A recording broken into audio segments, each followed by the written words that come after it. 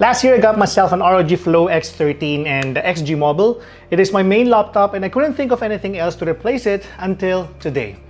Hey guys, this is Gian of Gadget Pilipinas, and today I'm going to give you my thoughts on the ROG Flow Z13. Let's get started.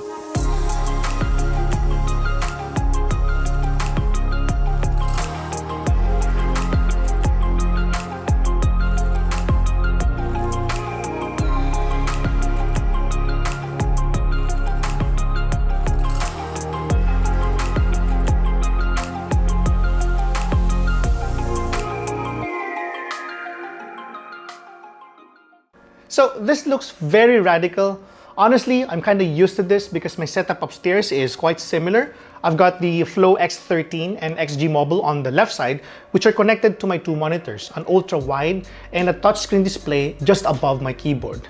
The Flow Z13 further simplifies my setup as this will ultimately replace my current touchscreen, of course while working in tandem with the XG Mobile. Now, before I get ahead of myself, let me share with you the specs of this Flow Z13 that ASUS sent over. This is powered by an Intel 12th Gen i5-12500H with Intel Iris Xe graphics and 16 GB of RAM. What you also have here is a 13-inch WUXGA 120Hz display. Now, this is not its final form yet. The Flow Z13 has another variant that has an RTX 3050 GPU instead of just having an Iris Xe integrated card. Now, I badly wanted to benchmark this device, but since this is just an engineering or preview unit, I don't think that it will be fair to show you some numbers at this time. Rest assured that I will give you the result of my benchmark based on the retail unit that I'll be receiving soon from ASUS. Now, you don't have to worry though, as I'll be giving you my initial impressions on how some of the games that I've been playing perform on this device with and without the XG Mobile connected. These games include Elden Ring and Forza Horizon 5. The ASUS ROG Flow Z13 is positioned as a gaming tablet, which isn't something that you can call new or revolutionary at the surface level.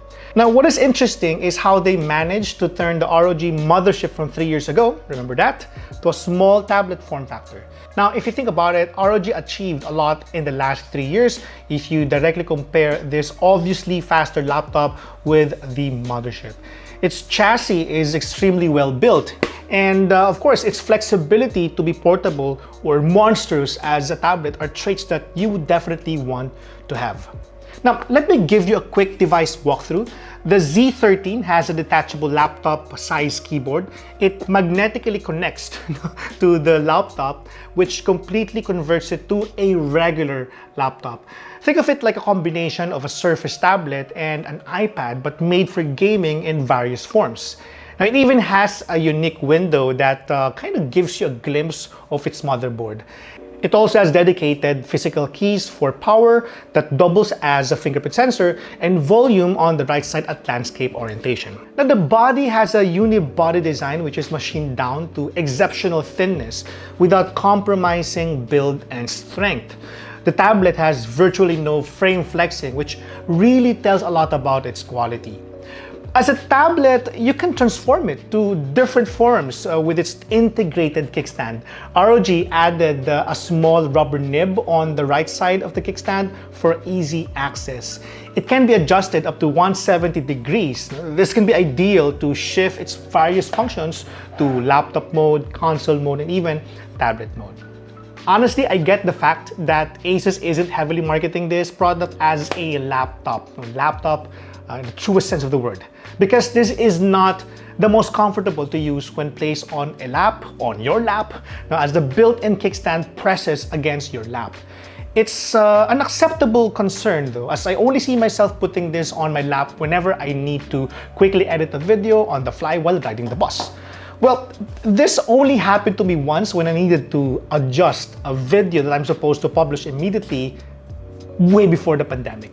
Now, I also do not think that a lot of you would use your laptops on your laps, right? Now, as tourism and travel are starting to make a huge comeback, I see myself using this as my daily driver, whether for work and play. The level of versatility is impressive, but there is something that you need to get used to. Z13 is a little short of I/O ports.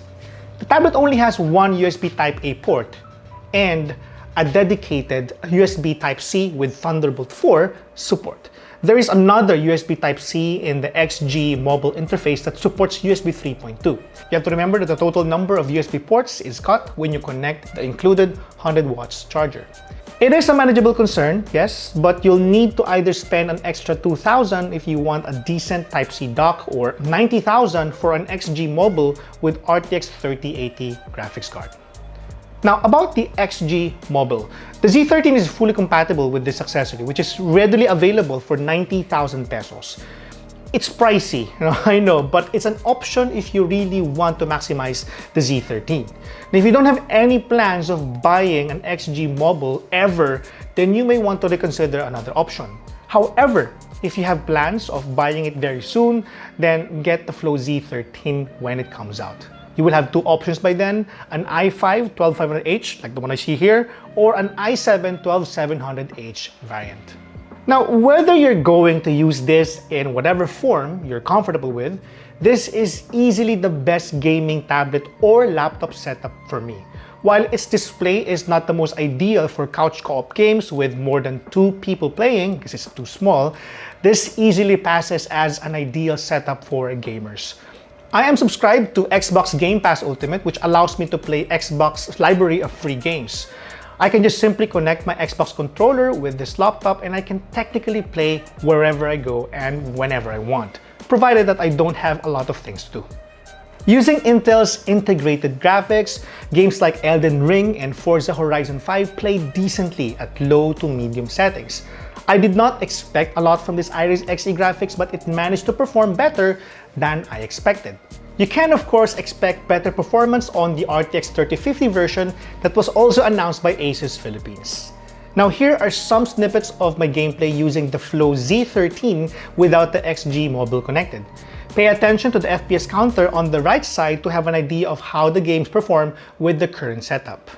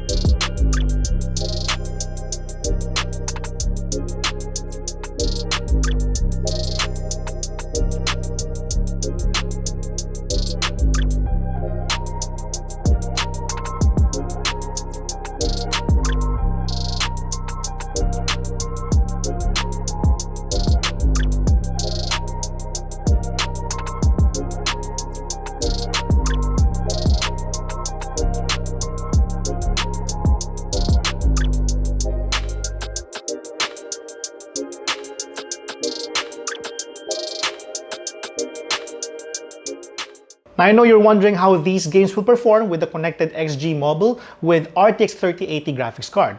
Here are some snippets of my gameplays.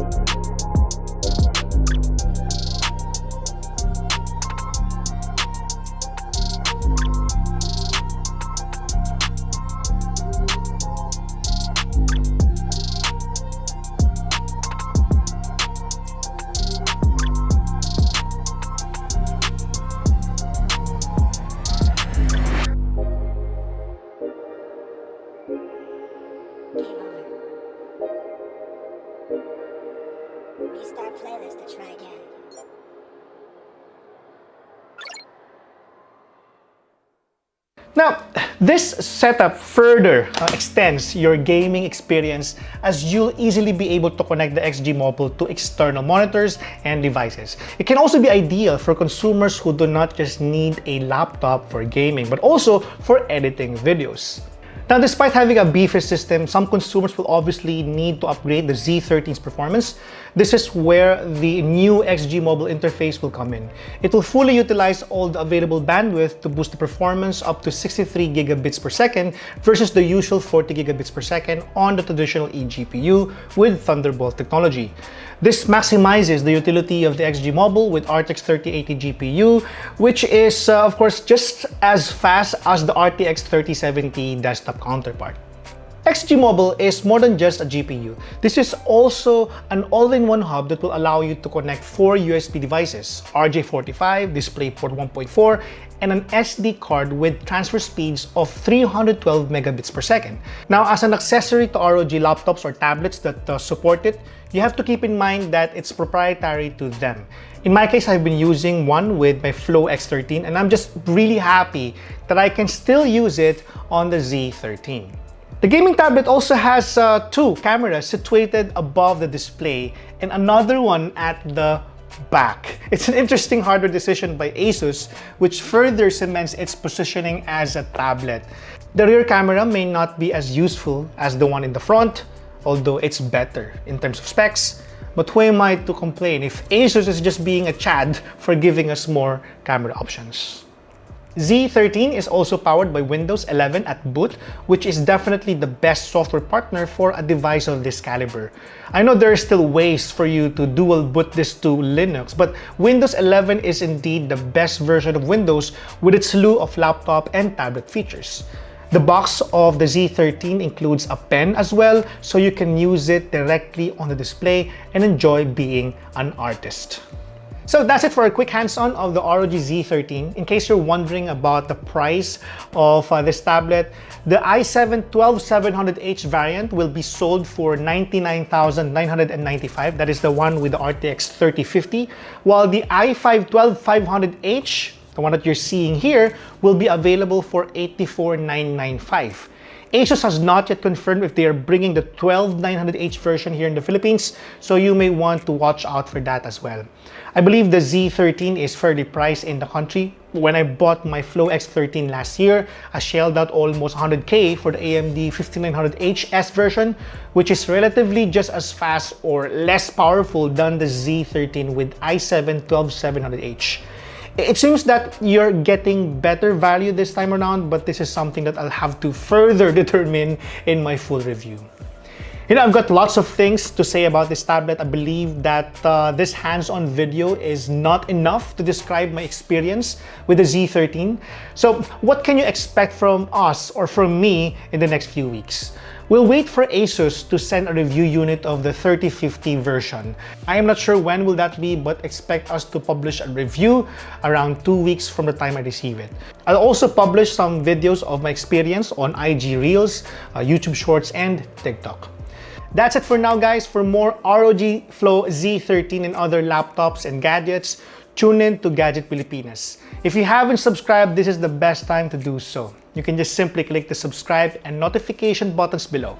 Again, thank you for watching, and I'll see you in the next video. Bye!